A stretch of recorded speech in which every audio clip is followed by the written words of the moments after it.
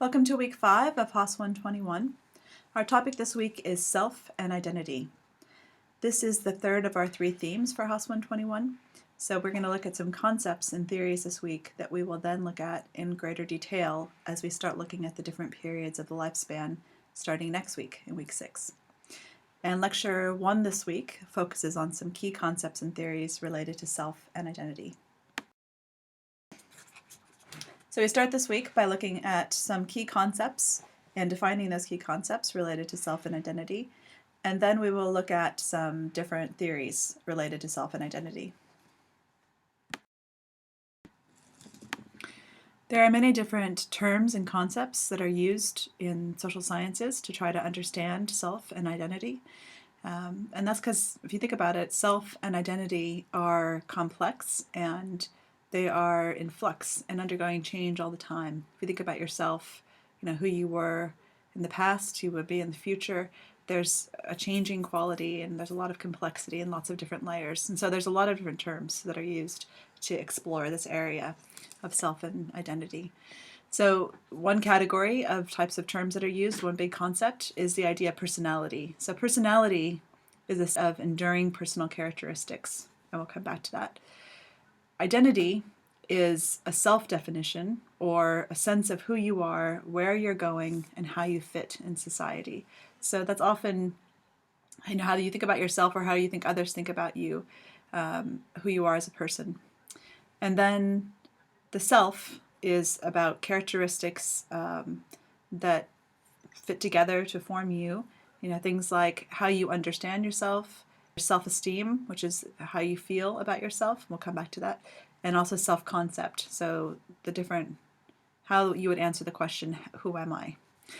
So you can see that these are overlapping ideas. They're not discrete ideas. They try to kind of capture, again, something about the me that is formed when you bring personality, identity, and self together. And we'll take those terms and we'll unpack them a little more. So personality is a combination of attributes, motives, values, and behaviors. So it's often when somebody would be describing you, they might describe your personality, and they might describe those things about you that are dispositional traits. So those aspects of you that are relatively enduring, like maybe you've always been an outgoing and chatty person, or maybe you've always been a kind of more of a quiet and shy person. So it's those attributes that often you would be described by someone, maybe your best friend, maybe your mother. But there's also different aspects of your personality that can come out in different contexts. So characteristic adaptations are how we are in different contexts and different roles and situations. So you might think about how you are, again, when you're with your best friend in that context, but then how you are in class might be a very different person, or how you are at work. So, we have traits about us that are relatively enduring, aspects of our personality, but different aspects of personality come out in different contexts and relationships and roles. Temperament is another big concept to self and identity, and we have a lecture this week that goes into more detail. But here I'll just say that temperament is an early genetically based tendency to act in predictable ways. So often people think that there is a link, and your reading talks about a link between temperament and personality. So that's not to say that how you are as an infant is absolutely predictive of the kind of personality you'll have as an adult, but there are some things that seem to be somewhat enduring in terms of infants' temperament. And again, we'll look at this in more detail, but temperament really looks at things like, how children respond to their environments, how regular their sleeping and eating habits are, how they respond to something that's novel and new, how they respond to change in routine. Those tendencies and how people behave are temperament. So identity is about who you are, where you're going, and where you fit into society. So it's about who you are as an individual. So there are aspects of your identity that are quite individual, and other aspects of your identity relate to groups that you may belong to. So for example, you belong to a gender group, you belong to a national group, Australia, you belong to a racial and ethnic group, you belong to a group that, in terms of sexual orientation, you belong to a group that's related to being part of a particular vocation when you choose the field that you want to go into as a profession. You belong to a group that practices a particular spiritual practice or religion. So all these aspects are aspects of identity that are collective and shared. And then there's also aspects of identity that are personal to you. So we'll talk about different aspects of identity in our subject, and including this week, we'll start talking about gender identity. Narrative identity is about the stories that we tell about ourselves. And these are stories that we construct and share with others. And so the reading talks about this. There's some well-known research in this area by McAdams, and you may remember we read something about this in the tutorial handout for week 2, talking about how people represent their life stories and how that really relates to resilience in terms of how they can cope with challenges. So, and one way that this really comes out in our society at this present time of our chrono system, the moment we're living in history, is the kind of narrative identities that we have on social media. So if you think about how people present on social media, there's a picture here that's just meant to be kind of funny that, often we show our best face. The Facebook version of you might be, hey, look at me, I'm having this terrific meal, I'm having this amazing experience, I'm with these people. But often we're showing just the best things that we really want people to think of us. And those are part of the stories that we're telling about ourselves. So, we'll continue talking about this idea of narrative identity and stories, and particularly social media, because that's a really interesting aspect of human development at this particular time in history. Self-concept is something we're really going to delve into in this subject.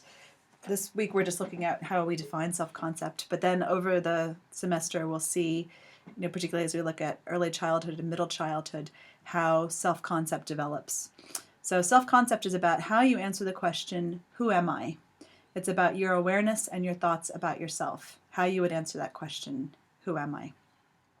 And, for young children, it's quite concrete. It starts out as quite, things about that are external characteristics, the way someone would see you. So for a 5-year-old, here's this little icon on the left, someone would say, I'm 5 years old, I'm a boy, these concrete things about, the external characteristics. But then in middle childhood and then really in adolescence, we'll talk about how self-concept becomes more complex and more abstract.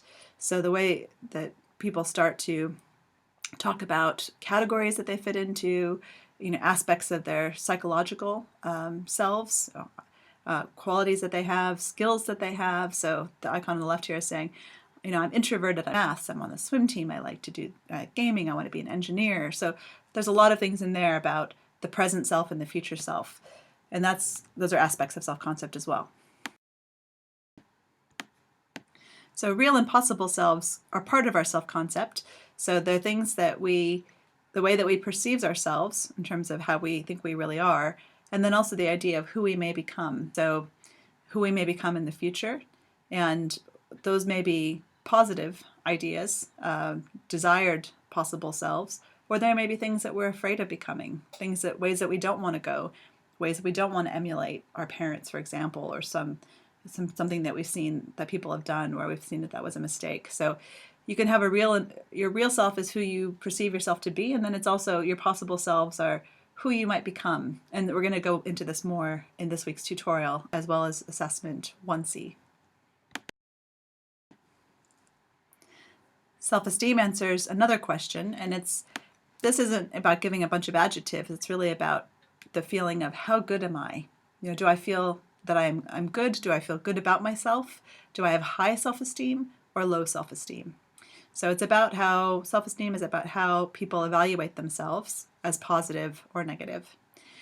But it's possible that you have different levels of self-esteem in different categories. So, you may have high self-esteem around your physical appearance and low self-esteem in terms of your scholastic competence, or vice versa.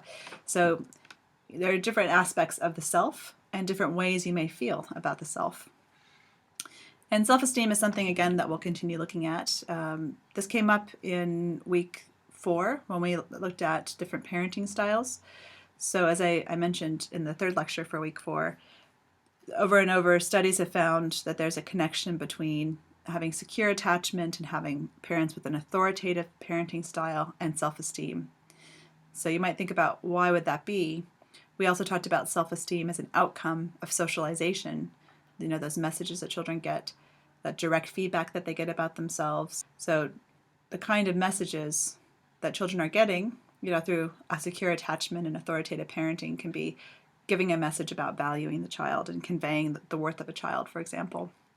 And having high self-esteem can be protective and is associated with resilience. So when someone with high self-esteem experiences failure, they're more likely to try again, whereas having low self-esteem may make people more vulnerable to the impacts of adversity. It can be a risk factor in being more likely to give up on something, for example.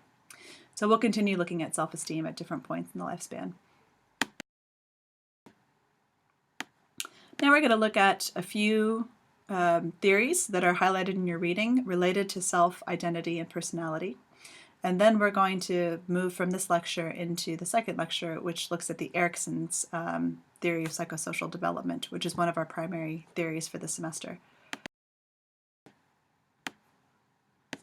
So first, one major theory related to self and identity and personality is the trait theory, the big 5 traits.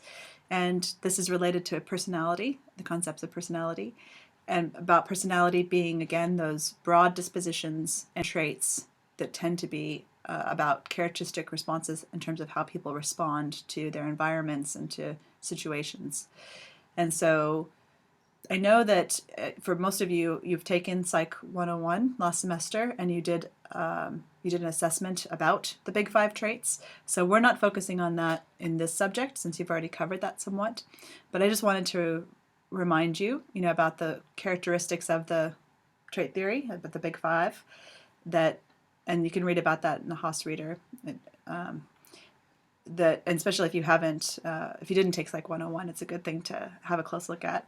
Behind the trait theory is that there are 5 factors, and these were discovered in terms of research from doing, looking at large amounts of research that use self-report and peer report. So self-report would be that kind of verbal self-report we talked about in week 2. Peer report might be observational, so people observing someone else, their friends, in terms of how they act, and completing questionnaires, and finding that if you do factor analysis, which is a particular kind of statistical analysis, there tend to be these 5 categories that emerge.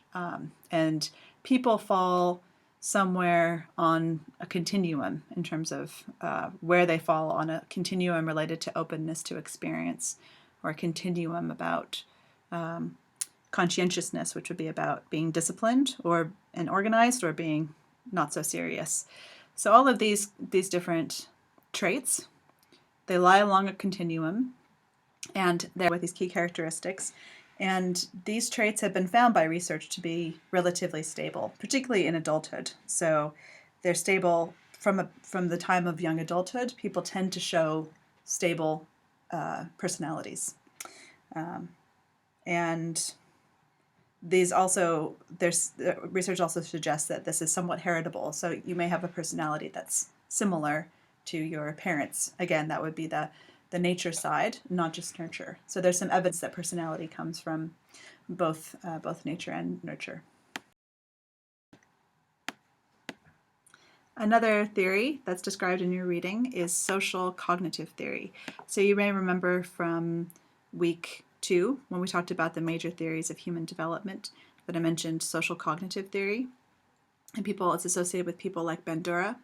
And so social cognitive theory, suggests that people don't necessarily have stable traits like the big 5 theory would suggest, that it's really about people responding in a characteristic way related to their social context.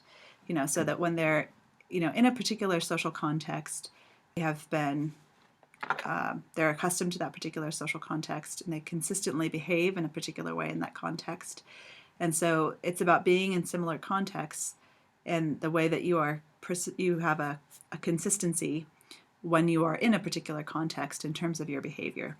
So for example, you might act consistently in terms of your behavior when you're in school, but you may act consistently in a different way when you're with your friends or with your family. So social cognitive theory really emphasizes that the sort of stability that we see in people in terms of what we would call personality is really about how they have learned to act in a consistent and predictable way when they are in a particular social context. And the third theory that's described in your book about self and identity for this week is the psychoanalytic theory. And psychoanalytic theory is really about how the environment and relationships influence the development of personality. So you see Freud here, Freud, the father of psychoanalysis, saying the phrase associated with psychoanalysis, "Tell me about your mother." I can't do an Austrian accent, but you get the idea. So, when Freud asks about, "Tell me about your mother," he wants to know, why is it that aspects of your personality and how you're behaving now, how did those come from your early experiences? And so that's Freud's enduring contribution in this area of personality, is to point out the importance of early childhood experiences in terms of how we form self and identity. But Freud is not going to be a focus for us this semester. The book mentions his psychosexual stages, and those are not in use so much anymore. But something that is still more influential to this day in terms of a theory is a theory developed by a neo-Freudian, one of the followers of Freud, Erik Erikson. So, and his theory was influenced by Freud in terms of its emphasis on the importance of experience and context in shaping personality. So Erik Erikson was a Danish-German-American psychologist, and he was a neo-Freudian, so he was influenced by Freud, but he went in a different direction. So, as I mentioned, Freud had a theory of psychosexual development that talks about children going through different stages in terms of their development, and so Erikson has his own theory we're going to go into in depth in the next lecture, and then we're going to continue looking at throughout the semester, that also is a stage theory. So he was influenced by Freud around the idea that personality is developed through different stages, but his stages go from infancy to older adulthood, and they're about different challenges that people experience at different points in their development that influence the way that their identity and their personality form.